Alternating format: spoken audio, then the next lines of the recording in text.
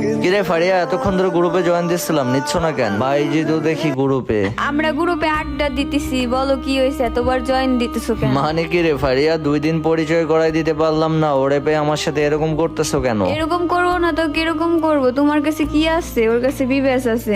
আমি এখন থেকে ওর সাথে গেম খেলবো, ওর গ্রুপেই থাকবো।